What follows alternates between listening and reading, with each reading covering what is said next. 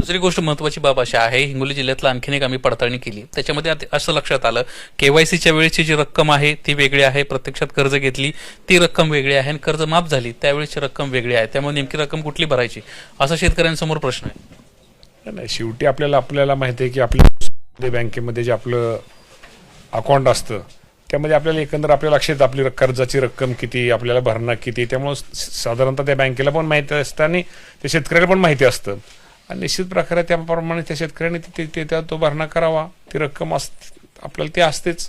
मात्र कर्जाची रक्कम 2 लाखांच्या आतली ही माफ होत नाही अशा अनेक शेतकऱ्यांच्या तक्रारी येत आहेत.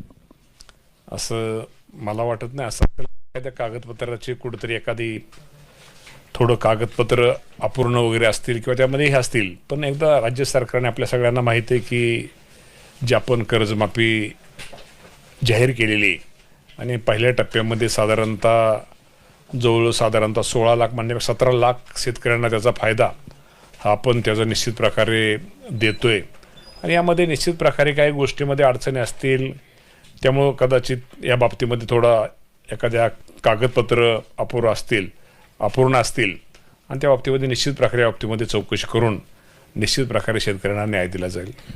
खरं तर एबीपी माझाच्या पडताळणीतली ही बाब आहे. धाराशिव जिल्ह्यातल्या गंदोरा इथल्या एका शेतकऱ्याचा विषय. जीवन पाटील नावाचे शेतकरी आहेत. बँक ऑफ महाराष्ट्राचं त्यांना कर्ज घेतलं होतं. 1,54,000 थकीत कर्ज आहे. कर्जमाफीच्या यादीत त्यांना फक्त 94,000 रुपये मिळालेत आणि वरचे 60,000 रुपये भरल्याशिवाय तुम्हाला 94,000 माफ करणार नाही असं बँक अधिकाऱ्यांचं म्हणणं आहे. नाही, 2 लाखाच्या आत जर त्याचं कर्ज असेल, 2 लाखाच्या आत जर त्याची थकबाकी असेल 2 लाख रुपयाच्या, त्यात जर असलं तर निश्चित प्रकारे बँकेला ते करता येणार नाही. या बाबतीमध्ये जे 2 लाख रुपयापर्यंतची संपूर्ण रक्कम ही जी कर्जमाफी आहे ती 2 लाखाच्या आतली ती संपूर्ण रक्कम त्या बाबतीमध्ये त्या बँकेला त्या शेतकऱ्याला द्यावी लागेल. दुसरी गोष्ट महत्त्वाची बाब अशी आहे, हिंगोली जिल्ह्यातला आणखीन एक आम्ही पडताळणी केली. त्याच्यामध्ये असं लक्षात आलं, केवायसीच्या वेळेची जी रक्कम आहे ती वेगळी आहे, प्रत्यक्षात कर्ज घेतली ती रक्कम वेगळी आहे आणि कर्ज माफ झाली त्यावेळेची रक्कम वेगळी आहे. त्यामुळे नेमकी रक्कम कुठली भरायची असा शेतकऱ्यांसमोर प्रश्न आहे. नाही, शेवटी आपल्याला माहिती आहे की आपल्या बँकेमध्ये जे आपलं अकाउंट असतं त्यामध्ये आपल्याला एकंदर आपल्या लक्षात आपली कर्जाची रक्कम किती, आपल्याला भरणा किती, त्यामुळं साधारणतः त्या बँकेला पण माहिती असतं आणि त्या शेतकऱ्याला पण माहिती असतं आणि निश्चित प्रकारे त्याप्रमाणे त्या शेतकऱ्याने तो भरणा करावा. ती रक्कम आपल्याला ती असतेच. शेतकऱ्याचं म्हणणं असं आहे की मी 50,000 रुपये घेतले होते, कर्जमाफीच्या योजनेतून मला 20,000चा लाभ मिळतोय. ज्यावेळेस मी थकीत रकमेच्या अनुषंगानं ज्यावेळेस बँकेत चौकशी केली त्यावेळेस 82,000 रुपये आम्हाला असल्याचं सांगितलं. जर तुम्ही 2 लाखाच्या आत कर्जमाफी करताय मग हे 82,000 रुपये माफ का करत नाही? नाही, या बाबतीमध्ये निश्चित प्रकारे तुम्हाला सांगतो, आता खरंच हा विषय आपण विचारताय मला, या बाबतीमध्ये शेवटी तपासून या बाबतीमध्ये निश्चित प्रकारे त्या शेतकऱ्याला न्याय दिला जाईल.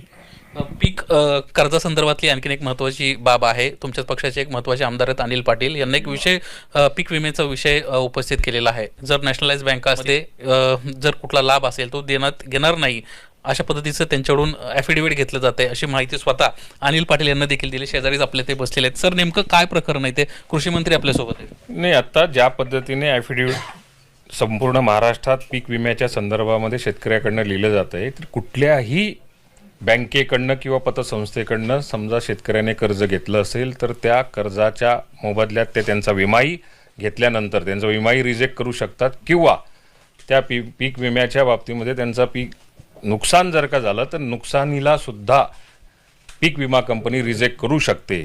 मी आत्ताच ते कृषी मंत्र्यांशी एक बाब लक्षात आणून दिल्यानंतर ते आता हा केंद्राशी निगडीत असलेल्यामुळे केंद्रीय कृषी मंत्र्यांशी विभागाशी जर का हा निगडीत असलेला प्रश्न जर का असेल तर राज्य सरकार केवळ पाठपुरावा करू शकतं.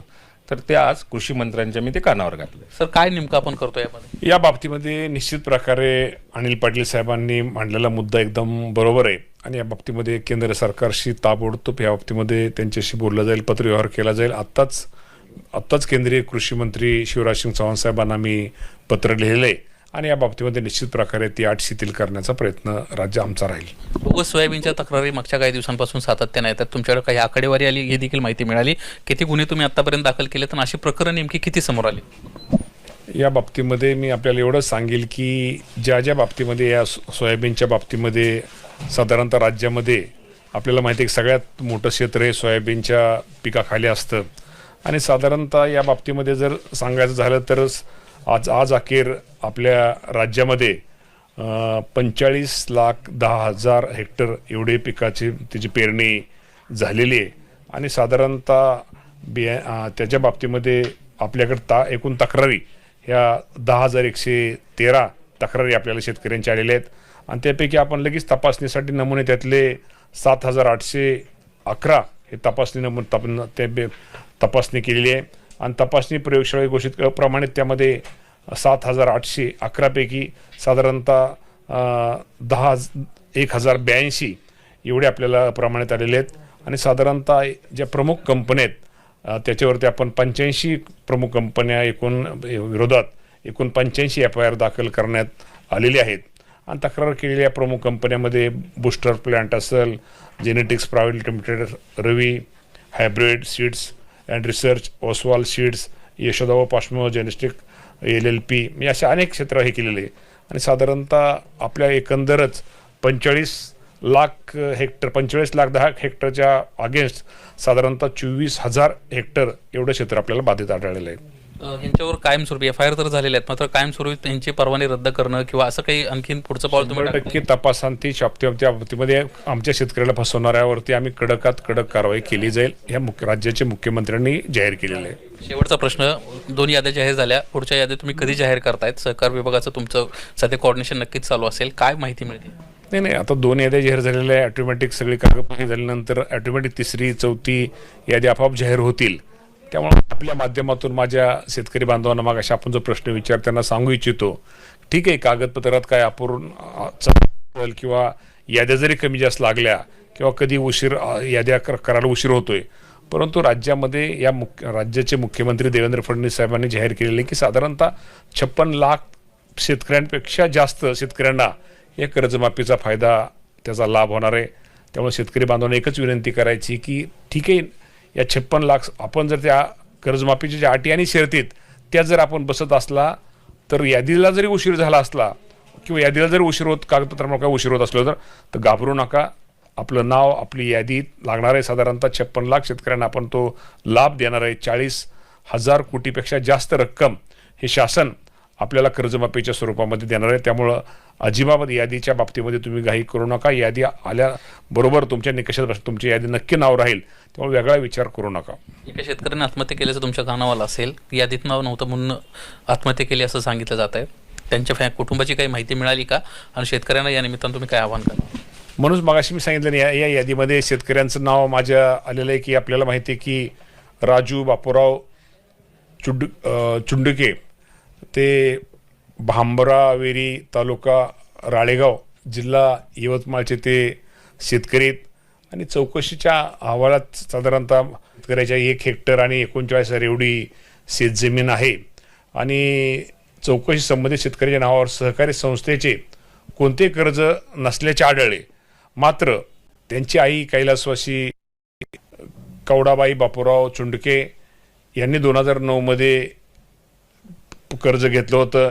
हे कर्ज 31 मार्च 2010 रोजी थकीत झाले असून सध्या मुद्दल 30,000 व व्याज 30,000 असे एकूण 60,000 इतकी थकबाकी आहे. कैलासवासी कवडाबाई यांचे दिनांक 5 मे 2020 रोजी त्या आईचं पण निधन झालेलं आहे आणि आपल्याला माहिती आहे की पूर्वी छत्रपती शिवाजी महाराजांच्या नावाने शेतकरी सन्मान योजनेसाठी पात्र असताना संबंधित कर्जमाफी रक्कम त्यांना मिळाली नाही असं त्यांचं म्हणणं आहे आणि त्यामुळं ते ह्या वर्षी त्यांना तो लाभ मिळालेला नाही आहे आणि त्यामुळे त्यांनी हे घेतलेले. परंतु मी आपल्या माध्यमातून सांगतो की आपणही अजूनही यादी जाहीर होते, यादी टप्प्याटप्प्याने लागते. शेतकऱ्यांनी थोडा विचार करावा आणि शेवटी आत्महत्या हा काय पर्याय नाही, हा काय उपयोग नाही. शेवटी आपल्या घरावर आपले आई वडील, आपल्या कुटुंबातले भाऊ बहीण, आपली बायका मुलं आपल्यावरती अवलंबून आहेत. त्यामुळं ह्याला न घाबरता आपल्याला शेवटी सामोरं जावं लागेल.